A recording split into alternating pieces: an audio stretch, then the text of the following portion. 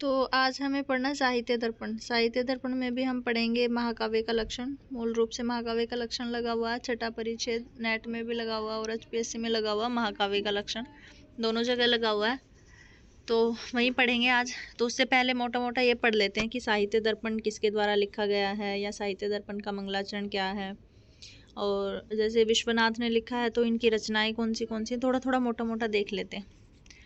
तो सबसे पहले साहित्य दर्पण है। साहित्य दर्पण है विश्वनाथ कविराज प्रणीत, कविराज इनकी उपाधि है, तो विश्वनाथ के द्वारा लिखा गया है ये।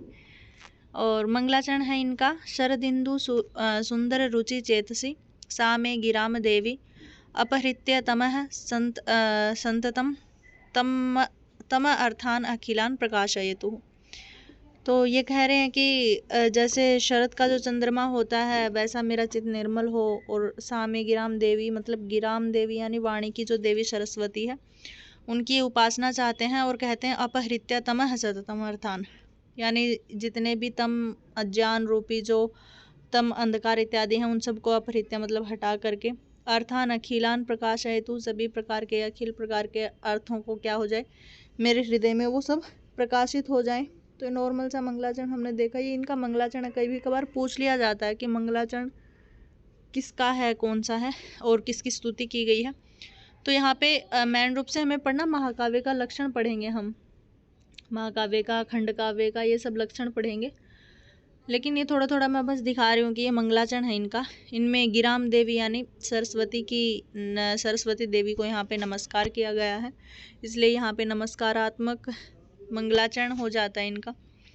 और अगर विश्वनाथ की रचनाओं को देखें तो विश्वनाथ की जो रचनाएं हैं या उनका छोटा सा जो परिचय है वो है, इनके पिता क्या हैं, श्री चंद्रशेखर इनके पिता का नाम है, और माना जाता है कि इनके पिता भी एक कवि थे। पितामह इनके नारायण दास हैं, पुत्र इनके अनंत दास हैं, जन्म स्थान इनका कलिंग यानी उत्कल उड़ीसा में माना जाता है, और समय इनका 14वीं शताब्दी का माना जाता है। ये 14वीं शताब्दी के बहुत प्रमुख कवियों में से एक रहे हैं। रचनाएं अगर देखेंगे, इन्होंने काफ़ी रचनाएं की हैं। साहित्य दर्पण तो इनका चढ़ा हुआ काव्य है ही, साहित्य दर्पण की वजह से तो इनको प्रसिद्धि मिली हुई है, लेकिन उसके अलावा भी इन्होंने बहुत सारे काव्य लिखे हैं, रचनाएं की हैं। जैसे राघव विलास महाकाव्य लिखा है, कुवलयास चरितम प्राकृत महाकाव्य लिखा हुआ है, चंद्रकला नाटिका लिखी है, प्रभावती परिणय नाटक लिखा है, प्रशस्ति रत्नावली ये करभक है षोडश भाषात्मक, जिसमें बोलते हैं 16 भाषाओं का जहाँ पर प्रयोग किया जाए वो करभक के अंतर्गत आता है। जैसे महाकाव्य खंड काव्य वैसे ये करभक नाम का भी होता है, तो जिसमें 16 भाषाओं का प्रयोग किया है इन्होंने। ऐसी प्रशस्ति रत्नावली इनकी करभक नाम की एक रचना है। नरसिंह विजय इनका एक खंड काव्य है, कंसवध काव्य है, साहित्य दर्पण इनका काव्य शास्त्र है जिनकी वजह से इनको प्रसिद्धि मिली है, और जो हमें पढ़ना है और जो हम पढ़ते भी हैं, हमारे विषय में लगा रहता है। मास्टर्स करो चाहे नेट करो चाहे कुछ भी करते हैं, हम साहित्य दर्पण आता ही आता है। साहित्य के उनमें काव्य शास्त्रीय ग्रंथों में सबसे महत्वपूर्ण रचना है। तो ये साहित्य दर्पण विश्वनाथ के द्वारा लिखा गया है। और काव्य प्रकाश दर्पण है, ये काव्य प्रकाश की टीका लिखी है इन्होंने, तो ये भी इन्हीं का काव्य है, काव्य प्रकाश दर्पण। तो इस प्रकार से ये कुछ इनका नॉर्मल सा परिचय था। अब मेन रूप से हमें पढ़ना महाकाव्य के लक्षण, महाकाव्य का लक्षण कैसा होता है। और नेट में देखें तो छठा परिच्छेद हमारे बिल्कुल सिलेबस में दिखाया गया है विषय में कि आपको षष्ठ परिच्छेद पढ़ना है। और षष्ठ परिच्छेद के अगर नाम की बात करें तो इनका नाम है दृश्य श्रव्य काव्य निरूपणों नाम षष्ठ परिच्छेद है। ये कहते हैं दृश्य काव्य और श्रव्य काव्य। जैसे महाकाव्य का लक्षण हमें पढ़ना तो महाकाव्य श्रव्य काव्य के अंतर्गत आता है। दृश्य काव्य वो होते हैं जो देखे जा सकते हैं, जिसको हम देख सकते हैं, सुन सकते हैं, जैसे नाटक इत्यादि विधाएं इनके अंतर्गत आ जाएंगी। और श्रव्य काव्य में वो काव्य आते हैं जो हम सुनते हैं, सुन करके जिनको हम रस की अनुभूति इत्यादि करते हैं। तो यही षष्ठ परिच्छेद में दिखाया गया है कि दृश्य और श्रव्य दोनों काव्यों का यहाँ पे निरूपण किया गया है, और इसी के नाम से इन परिच्छेद का नाम पड़ जाता है कि दृश्य श्रव्य काव्य निरूपणों नाम षष्ठ परिच्छेद है। तो आपसे परिच्छेद का नाम भी पूछ लिया जाएगा। अब श्रव्य काव्य के अंतर्गत कौन कौन आते हैं, तो कहते हैं गद्य पद्य मिश्र काव्य लक्षण, ये तीनों आते हैं। कहते हैं श्रव्यम श्रोतव्य मात्रम तद पद्य गद्यमय द्विधा। ये कहते हैं कि सुनने योग्य जो काव्य होते हैं, श्रव्यम श्रोतव्यम, जो सुनने योग्य काव्य होते हैं उनको श्रव्य काव्य कहा जाता है। और वो श्रव्य काव्य दो प्रकार के होते हैं, या तो पद्यमय होते हैं, पद्य जिनको हम महाकाव्य के नाम से जान लेते हैं, और कुछ काव्य ऐसे होते हैं जो गद्यात्मक होते हैं, जिनको हम कथा या आख्यायिका बोल सकते हैं। जैसे बाण भट्ट ने हर्षचरित लिखा हुआ है, वो एक आख्यायिका के अंतर्गत आता है, और कादम्बरी है वो कथा के अंतर्गत आती है। तो वो उनका क्या है, वो किसी पद्य में नहीं लिखे गए हैं, वो गद्यांश में लिखे गए हैं। दंडी का काव्य होगा 10 कुमार चरित, वो गद्य में है। तो इसी प्रकार से कुछ काव्य जो होते हैं श्रव्य, वो गद्य के अंतर्गत आ जाते हैं, और कुछ होते पद्य के अंतर्गत आते हैं। जैसे शिशुपाल वध हो गया, उसमें पद्य हैं। किरातार्जुनीयम हो गया। तो जिनमें पद्यात्मक जो काव्य होते हैं, जिनके 7-8 अंक से ज़्यादा अंक, 8 अंकों से ज़्यादा 8 सर्गों से ज़्यादा सर्ग जिनमें प्राप्त हो जाते हैं, वो महाकाव्य के अंतर्गत रखे जाते हैं। और तो वही है श्रव्यम श्रोतव्य मात्रम। ये आपसे पूछ लिया जाएगा कि श्रव्य का लक्षण क्या है, तो श्रोतव्य मात्रम, जो सुनने योग्य होता है उस काव्य को हम श्रव्य काव्य कहते हैं। और इसके 2 भेद हैं। ये मूल जो पंक्तियां हैं वो साहित्य दर्पण की पंक्तियां हैं, ऐसे नहीं कि अपने आप से बनाई गई हैं। साहित्य दर्पण में यही मूल पंक्तियां दिखाई गई हैं, वहीं से लिखी गई हैं। तो तत्पद्य गद्यमय द्विधा, इसलिए श्रव्य जो काव्य होता है वो 2 प्रकार का होता है, पद्य काव्य और गद्य काव्य। अब आगे कहा पद्य काव्य किसे कहते हैं, तो कहते हैं छंदोबद्ध पदम पद्यम। कहते हैं जहाँ पे जो पद होते हैं वो छंदोबद्ध होते हैं, मतलब जो लाइनें लिखी होती हैं, जो पद लिखे होते हैं, वो किससे, छंदों से बंधे हुए होते हैं, उसमें कोई ना कोई छंद अवश्य रूप से मिलता ही मिलता है। तो इसलिए पद्य किसे कहा जाता है, छंदोबद्ध पदम पद्यम, कि जिसमें छंदों का बद्ध होता है, जो छंदों से बंधे हुए होते हैं, किसी न किसी छंद में लिखे होते हैं। जैसे वंशस्थ छंद में लिख दिया, इंद्रवज्रा छंद में लिख दिया। तो इस प्रकार से किसी न किसी छंद में जो लिखे हुए होते हैं वो क्या कहलाते हैं, पद्य कहलाते हैं। अब पद्य के प्रकार बता रहे हैं, 4 प्रकार 5 प्रकार बता रहे हैं। कहते हैं कुछ पद्य काव्य होते हैं वो मुक्त होते हैं। मुक्त जिनमें क्या होता ना, जो जैसे किरातार्जुनीयम है, शिशुपाल वध है, वो जो पद्य लिखे गए हैं वो एक घटना के ऊपर आश्रित हैं, वो पद्य काव्य माने जाएंगे, महाकाव्य में आएंगे। लेकिन कुछ काव्य ऐसे होते हैं जो मुक्तक होते हैं। जैसे पूरी किताब एक कहानी पे नहीं, पूरी कथा के ऊपर नहीं लिखी जाएगी, 1-2 श्लोक एक चीज़ के, जैसे शिव के ऊपर 2 श्लोक लिख दिए, 2 राम के ऊपर लिख दिए। या फिर जैसे हम नीति शतक को देख सकते हैं, नीति शतक के जो श्लोक हैं वो मुक्त हैं। 4-5 श्लोक किसी भी दुर्जन पद्धति को लेके लिख दिए, 4-5 श्लोक सज्जन पद्धति को लेके लिख दिए। तो उस प्रकार के जो काव्य होते हैं वो मुक्त होते हैं। कुछ युग्मक होते हैं, कुछ संदानितिकम होते हैं, कलापक होते हैं, और कुछ पद्य के अंतर्गत क्या आते हैं, कुलक आते हैं। तो मुक्त किसे कहते हैं, आपसे पूछ लिया जाएगा। ये 5 प्रकार के पद्य के अंतर्गत आते हैं। तो मुक्त काव्य किसे कहते हैं, तेन मुक्तम, जो मुक्त होते हैं, दूसरों से मुक्त होते हैं, मतलब दूसरे की अपेक्षा नहीं रखते। कहीं कहीं क्या होता है, जब हम जैसे किरातार्जुन शिशुपाल वध देखते हैं तो पहले से दूसरा श्लोक जुड़ा हुआ मिलता है, मतलब पहला वाला श्लोक दूसरे से अपेक्षा रखेगा, उससे अगला उससे अपेक्षित होगा, उससे अगला उससे अपेक्षित होगा, कहानी आगे बढ़ती जाएगी। लेकिन मुक्तक में ऐसा नहीं होता। मुक्त काव्य कैसे होते, तेन मुक्तम, जो दूसरे पद्य की कोई अपेक्षा नहीं रखते, अपने आप में मुक्त होते हैं, अपने आप में ही पूर्ण होते हैं, तो वो क्या कहलाते हैं, मुक्त काव्य कहलाते हैं। और ये उदाहरण दिया गया है साहित्य दर्पण में, सांद्रा आनंदम अनंतम, ये पढ़ लेना आप जाके वहाँ पे पूरा। और दूसरा जो है युग्मकम, ये क्या कहते हैं, द्वाभ्याम तो युग्मकम, कहते हैं परस्पर सापेक्ष 2 पद्यों को युग्म कहा जाता है। जैसे कोई भी कहानी है, कोई भी, जैसे शिव की स्तुति है, विष्णु की स्तुति है, वो 2 पद्यों में पूर्ण हो रही हो, मतलब दूसरा जो पद्य लिखा जाता हो वो पहले की अपेक्षा करके लिखा जाता है, कि पहले की वो जहाँ पे बात अधूरी रह गई हो वो दूसरे में पूरी की जाती है। तो युग्मक का मतलब ही आपको पता चल जाता है, जोड़ा जिसे कहते हैं, द्वंद्व जिसे कहते हैं। तो वही कह रहे हैं द्वाभ्याम तु युग्मकम, जो 2 जोड़े से लिखे जाएं, जो सापेक्ष होते हैं एक दूसरे के ऊपर, वो क्या कहलाते हैं, युग्मक कहलाते हैं। ये इनका उदाहरण दिया गया है नीचे। और उसके बाद में है तीसरा संदानितकम, ये भी पद्य के अंतर्गत आता है। कहते हैं कि इसमें क्या होता है, संदानितकम त्रिभिरिष्यते, ये 3 में सापेक्ष रहता है। जैसे ऊपर वाला 2 जोड़े में सापेक्ष था, ऊपर और नीचे वाला दोनों श्लोक, दोनों पद्य एक दूसरे में सापेक्ष होते हैं, वैसे ही यहाँ पे 3, यहाँ पे क्या होता है, 3 पद्यों से मिल करके पूरा अर्थ निकलता है। जैसे किसी भी चीज़ की स्तुति या किसी चीज़ का वर्णन करना हो, जैसे गंगा नदी का वर्णन करना हो, किसी शहर का वर्णन करना हो, तो मनुष्य 1 में ना लिख पाए, 2 में ना लिख पाए, 3 में अगर अपनी बात को पूरा करना चाहता है तो वो क्या कहलाता है, संदानितकम कहलाता है। ठीक है, यानी जहाँ पे 3 की अपेक्षा रहती है, त्रिभिरिष्यते, 3 सापेक्ष रहते हैं जहाँ पे परस्पर, वो क्या कहलाता है, संदानितक कहलाता है। आगे कहा कलापक, कलापक किसे कहते हैं, तो ये चतुर्भिश्च कलापकम, मतलब जहाँ पे 4 पद्यों में बात को कंप्लीट किया जाए, संपूर्ण अर्थ निकाला जाए, वो क्या कहलाता है? कलापक कहलाता है। ये उसी तरह 4 श्लोकों में अपनी बात को पूर्ण करना, अपने अर्थ को समझाना। कुलक क्या होता है? कहते पंचभिः कुलकम मतम, कहते हैं 5 पद्यों में जिस बात को समझाया जाए वो क्या कहलाता है? कुलक कहलाता है। ठीक है, तो ये पद्यों के अंतर्गत आते हैं। तो पहले आया था श्रव्य काव्य। श्रव्य काव्य का 2 भेद थे, गद्य काव्य और पद्य काव्य। अब पद्य काव्य हमने पढ़ा, तो पद्य काव्य के अंतर्गत मुक्त, युग्मक, संदानितक, कलापक और कुलक ये सब आ जाते हैं। मुक्त जो बिल्कुल मुक्त होते हैं, युग्म जो 2 का जोड़ा होता है वो 2 पद्यों में एक दूसरे में सापेक्ष होते हैं, संदानितक जो 3 पद्यों में सापेक्ष होते हैं, कलापक जो 4 पद्यों पे आपस में सापेक्ष होते हैं, और कुलक क्या? जो 5 में आपस में मिल करके एक अर्थ की प्रतीति कराते हैं, वो क्या कहलाते हैं? कुलक नाम के पद्यात्मक होते हैं। ठीक है, अब ये सबसे महत्वपूर्ण है। महाकाव्य का लक्षण आपसे बहुत बार पूछा जाता है और सब परीक्षाओं में पूछा जाता है। ऐसा नहीं net JRF HPSC, UPPSC, TGT, PGT, आप जहाँ जाओगे महाकाव्य का लक्षण आपको पढ़ना ही पढ़ना है। मास्टर्स करते हैं तब भी होता है। तो महाकाव्य कहते किसे हैं? तो सबसे पहले कहा सर्गोबंध महाकाव्यम। ये आपने लाइन बहुत बार पढ़ी होगी, लेकिन थोड़ी सी पढ़ी है आपने ये लाइन। कहीं भी हम पढ़ते हैं, जैसे भी हमें कोई महाकाव्य का लक्षण पूछता है या जब भी हम महाकाव्य का लक्षण लिखते हैं तो ये लाइन जरूर लिखते हैं, सर्गबंधो महाकाव्यम।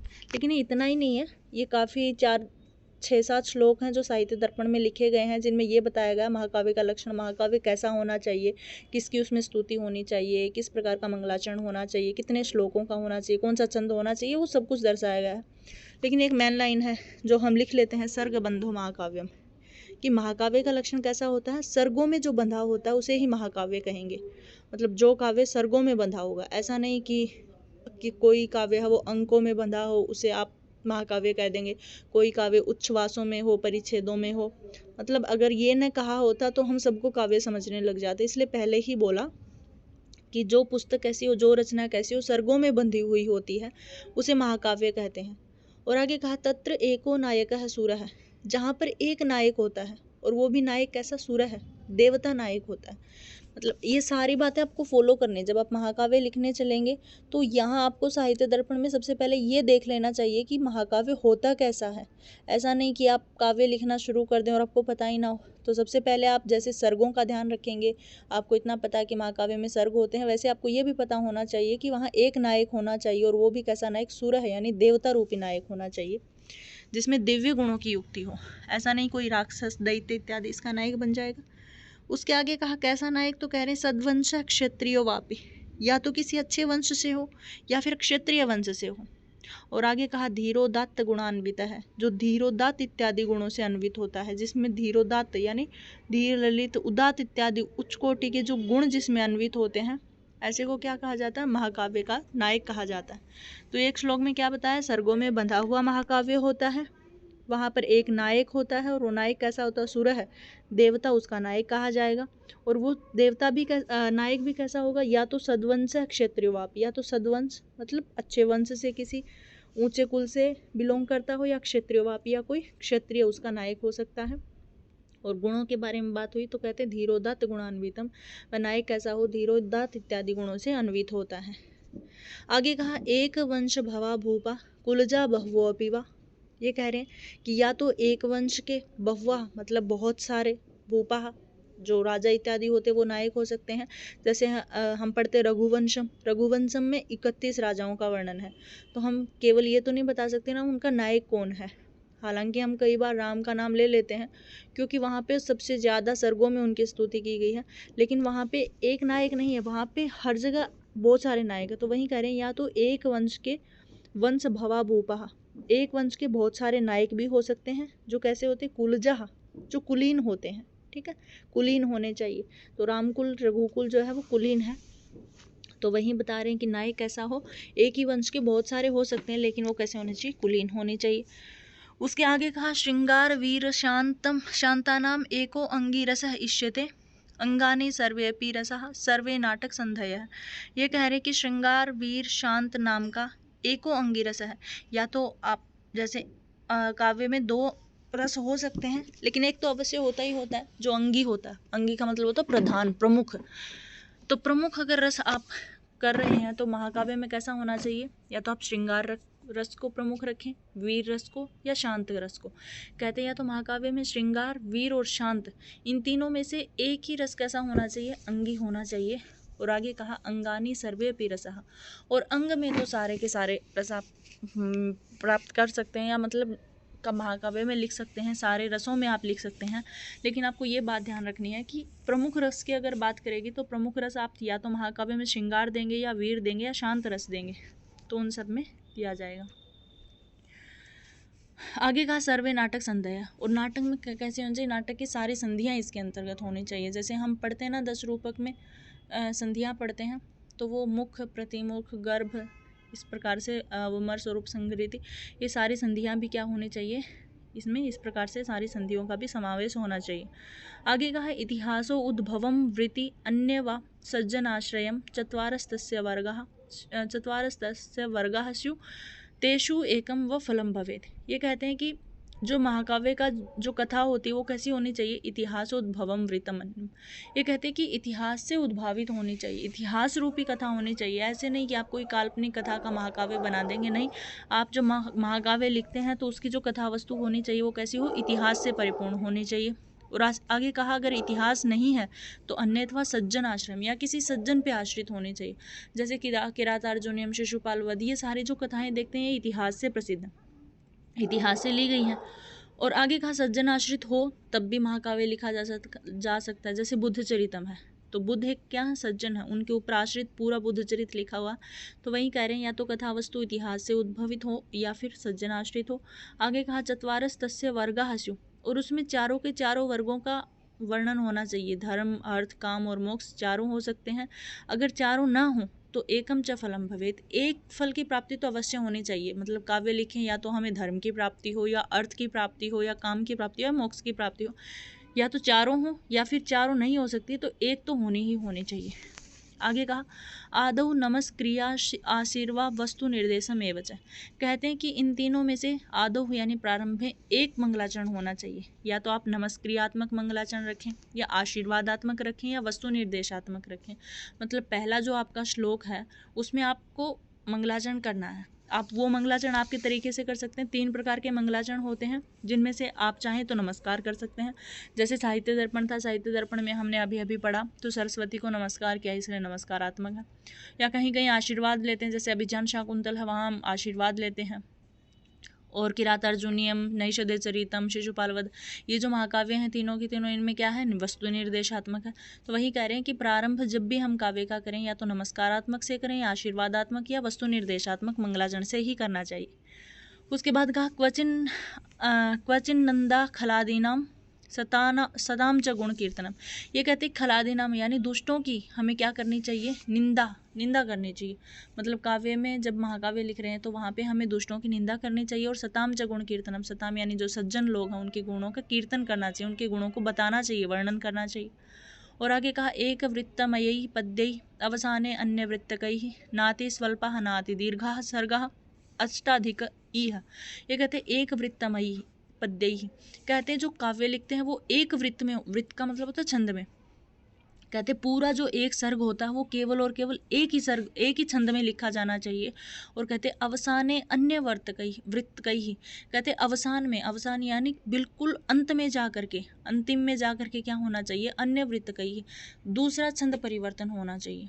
ठीक है, मतलब पूरा का पूरा सर्ग एक ही छंद में लिखा जाए, एक वृत्तमय ही पद्य, एक वृत्त में पूरा सर्ग लिखा जाए। और आगे कहा अवसाने अन्य वृत्त कही, और अंत में जा करके दूसरे छंद की क्या होनी चाहिए, परिवर्तित होना चाहिए।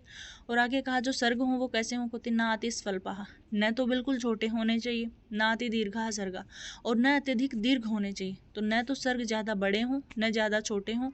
और आगे कहा अष्टाधिका इह, कहते 8 से अधिक सर्गों वाला क्या कहलाता है, महाकाव्य कहा जाता है। अगर आप किसी महाकाव्य में 4 सर्ग बना देंगे, 5 बना देंगे, 6 बना देंगे, 7 बना देंगे, तो वो आपका महाकाव्य के अंतर्गत नहीं आएगा, वो आपका काव्य के अंतर्गत आ जाएगा, लेकिन महाकाव्य के अंतर्गत, महाकाव्य अगर आपको लिखना है तो आपको 8 से अधिक सर्ग लिखने पड़ेंगे। ठीक है, और ऐसे सर्ग जो ना अत्यधिक छोटे हों ना अत्यधिक बड़े हों। आगे कहा नाना वृत्तमयः क्वापि सर्गः कश्चन दृश्यते सर्गान्ते भावी सर्गस्य कथाया सूचनम भवेत, कहते नाना वृत्तमय क्वापि, कहते हैं कहीं कहीं किसी किसी स्वर्ग में, क्वापि सर्गे यानी किन्हीं किन्हीं सर्गों में क्या होता है, नाना वृत्तमय है, अनेक छंदों की। जैसे पहले वाले श्लोक में क्या बताया कि पूरे सर्ग में एक ही छंद होना चाहिए, लेकिन प्रायः कहीं कहीं ऐसा हो जाता है कि नाना वृत्तमय, किसी किसी सर्ग में बहुत सारे छंद मिल जाते हैं। कश्चन दृश्यते, कहीं कहीं हमें देखने को मिल जाते हैं। और आगे कहा सर्गान्ते भावी सर्गस्य, कहते हैं कि सर्ग के अंत में हमें भावी सर्ग की, यानी पहला सर्ग लिख रहे हैं तो उस पहले वाले सर्ग के अंत में हम दूसरे वाले सर्ग की, यानी भावी सर्ग वो होगा आने वाला जो सर्ग है, उसकी कथाया सूचना भवे, तो उसकी कथा की हमें क्या कर देनी चाहिए, सूचना दे देनी चाहिए।